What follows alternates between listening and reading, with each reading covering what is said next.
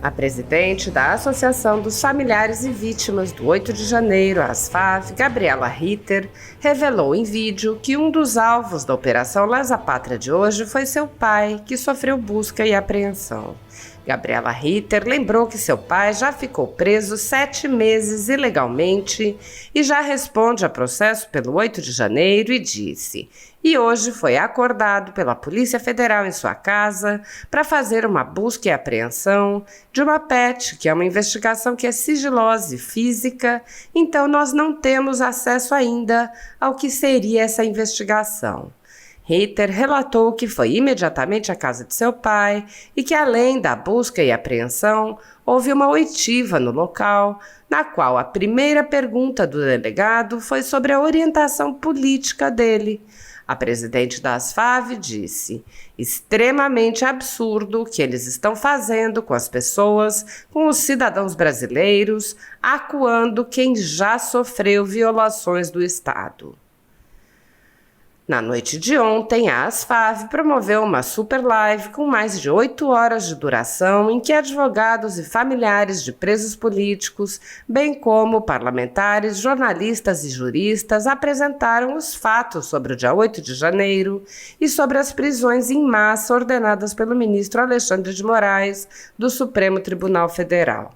Segundo a Coordenação Geral de Comunicação Social do governo Lula, a operação de hoje cumpre 47 mandados do ministro Alexandre de Moraes, 46 mandados de busca e apreensão e 1 de prisão preventiva nos estados do Rio Grande do Sul, Bahia, Mato Grosso, Goiás, Minas Gerais, Maranhão, Paraná, Rondônia, São Paulo, Tocantins, Santa Catarina e no Distrito Federal. A agência acrescenta: foi determinada a indisponibilidade de bens, ativos e valores dos investigados. Mais de 2.000 pessoas foram presas em massa a mando do ministro Alexandre de Moraes, do Supremo Tribunal Federal, com a colaboração do Exército Brasileiro, sem o menor respeito a direitos humanos ou ao devido processo legal.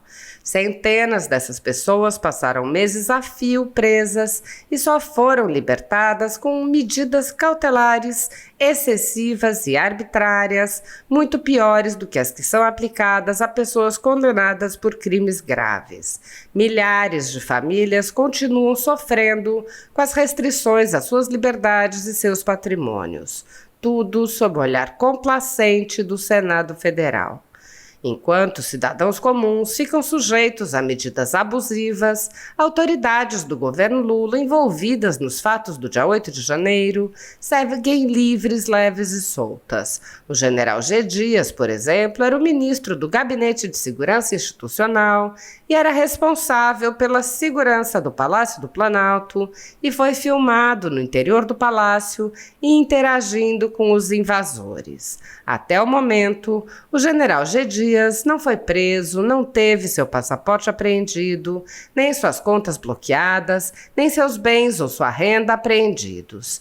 Essas medidas cautelares são reservadas a conservadores que podem sofrer qualquer uma ou várias delas sem qualquer indício de crime, sem direito à defesa, nem acesso ao devido processo legal. Quando aplicadas a conservadores, as medidas cautelares podem perdurar pelo tempo que desejar o senhor ministro que determina sua aplicação, ainda que as pessoas não tenham foro privilegiado e não estejam, portanto, sujeitas à jurisdição das cortes superiores. Apoiadores do ex-presidente Jair Bolsonaro e pessoas que apenas têm um discurso diferente do imposto pelo cartel midiático vêm sendo perseguidos, em especial pelo judiciário. Além dos inquéritos conduzidos pelo ministro Alexandre de Moraes, do Supremo Tribunal Federal, também o ex-corregedor do Tribunal Superior Eleitoral, Luiz Felipe Salomão, criou seu próprio inquérito administrativo e ordenou o confisco da renda de sites e canais conservadores, como a Folha Política. Toda a receita de mais de 30 meses do nosso trabalho está bloqueada por ordem do TSE, com aplauso dos ministros Luiz Roberto Barroso, Alexandre de Moraes e Edson Fachin. Sem a possibilidade de receber a renda de seu trabalho, o jornal corre o risco de fechar. Se você apoia o trabalho da Folha Política e pode ajudar, use o QR Code para doar qualquer quantia para a empresa Raposo Fernandes ou use o código ajude@folhapolitica.org. Caso prefira, há a opção de transferência bancária para a conta da empresa Raposo Fernandes, disponível na descrição deste vídeo e no comentário fixado no topo. Há mais de 10 anos, a Folha Política faz a cobertura da política brasileira, mostrando atos, pronunciamentos e eventos dos três poderes, quebrando a espiral do silêncio imposta pelo cartel de mídia que quer o monopólio da informação. Pix ajude@folhapolitica.org. Assista. Bem, eu tentei iniciar um vídeo ao vivo, não consegui. Eu queria dar um bom dia para o ministro Alexandre de Moraes e agradecê-lo porque hoje é dia 8 de janeiro e ele com certeza deve estar comemorando porque hoje ele fez busca e apreensão na casa do meu pai, que já está respondendo um processo relacionado ao 8 de janeiro, que já ficou preso 7 meses ilegalmente. E hoje pela manhã foi acordado com a Polícia Federal em sua casa para fazer uma busca e apreensão de uma PET, que é uma investigação que é sigilosa e física. Então nós não temos acesso ainda ao que seria essa investigação. Ele respondeu a uma oitiva também de perguntas do delegado que estava lá. Eu quando fui acionada, eu fui imediatamente para lá e a pergunta, uma das perguntas iniciais, até eu gravei a oitiva, mas eu gravei depois que eu escutei a primeira pergunta, se meu pai ele era partidário, se ele tinha algum partido, alguma orientação política. Extremamente absurdo que eles estão fazendo com as pessoas, com os cidadãos brasileiros, acuando quem já sofreu violações do Estado. Mas eu quero só lembrar que eu adorei todas as intervenções, são profundas e muito também indignadas sobre um estado de exceção que está imperando no Brasil, uma ditadura do Supremo Tribunal Federal instaurada no Brasil. É uma ditadura que está sendo instaurada no Brasil por esses ministros do Supremo Tribunal Federal.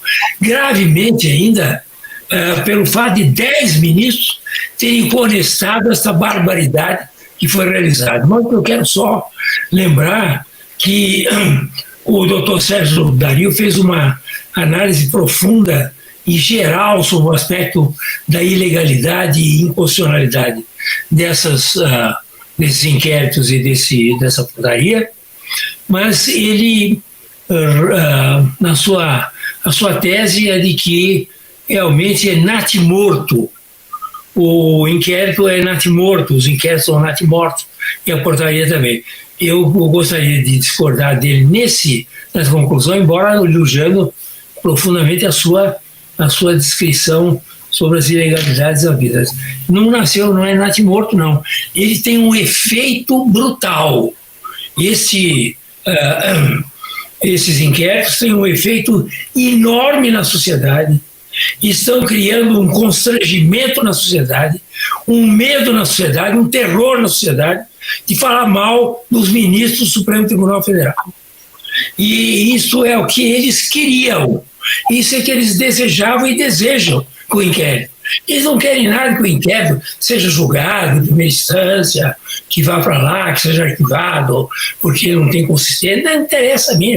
Interessa que eles, ao prorrogar 6 meses, vão prorrogando, agora com o aval de 10 ministros, eles vão prorrogar, é para criar o terror na sociedade, criar o estado de exceção que eles estão criando na sociedade. Esse é o objetivo. E, portanto, a questão aqui também, eu gostaria de elogiar muito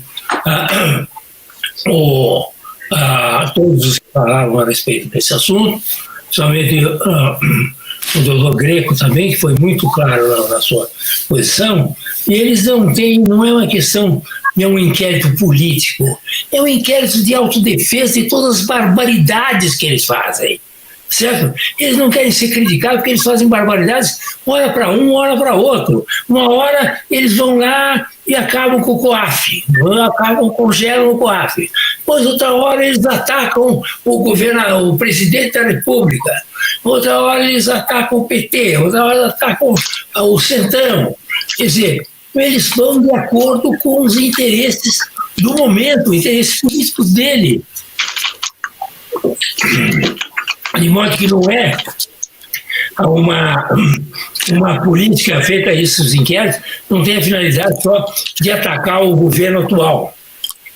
Atacar quem vier, conforme as conveniências. O que eles querem é se autodefender, dizer, nós vamos criar todas as arbitrariedades e dominamos o país, porque eles dominam, o Supremo Tribunal Federal domina o país hoje, manda o país, dominação, aí no sentido bem político da palavra, dominam o país, tá certo? E não querem nenhuma crítica. E quem criticar, como foi muito bem explicado aqui pelo Paulo Faria, quem criticar, tá certo? É preso e usa com tornozeleira, tá certo?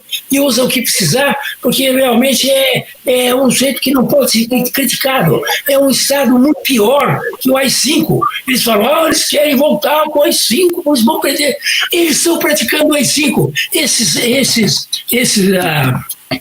Esses inquéritos são um AI-5. Qual é a diferença deles com o AI-5? Pelas arbitrariedades, pelas violências que eles fazem contra as suas vítimas. E eles, vítimas, criam vítimas, tá certo? Porque não pode dizer absolutamente nada das coisas que esses ministros fazem com as suas famílias. Ao defender as famílias, estão dizendo porque a família também faz coisa errada, tá certo? Então eles sabem, que todo mundo sabe, está lá na Lava Jato, todas as denúncias de empreiteira, tem o nome lá de famílias dos ministros, tá certo? Então eles não querem isso, eles querem criar o terror no Brasil. Nós temos no Brasil hoje um estado de exceção por causa desses inquéritos e dessa portaria. É essa a realidade. E eles vão em frente.